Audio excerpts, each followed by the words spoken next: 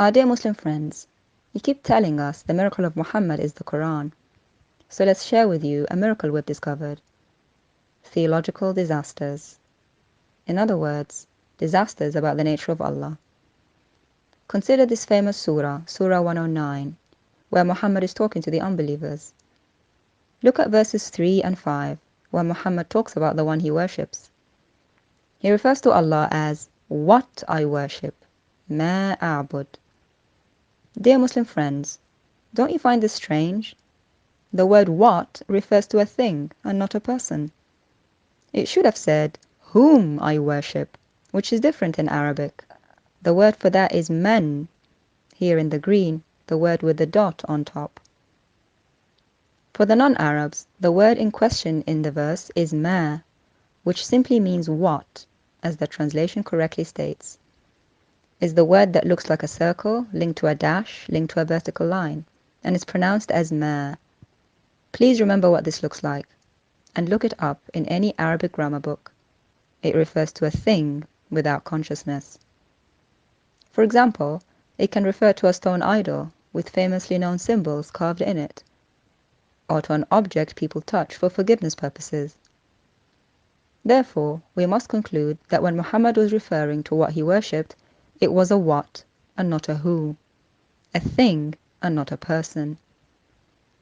It may interest you to know that this is not the only time in the Quran Allah is referred to as a thing. Here, in Surah 92 verse 3, we see that same ma again. The translation would like you to believe it says, and he who created the male and the female. But if this were the case, it would have used the word men, remember the one with the dot on top? But it doesn't. It uses the word ma, the thing without consciousness. So the correct translation is, and what created the male and the female. This is a glaring disaster in the Quran, as it seems to be a Freudian slip of a pagan 7th century mind that is used to referring to deity as an object. Dear Muslim friends, I hope you've benefited from this very simple Arabic lesson, but if you're still not convinced, let's look back at Surah 109 one last time.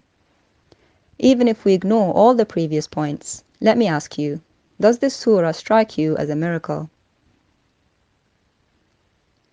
I don't worship what you worship. You don't worship what I worship. I don't worship what you worship. Does this really strike you as miraculous speech that no human mind can possibly produce something like it? To me, it sounds like something 9-year-old girls would skip to in a playground.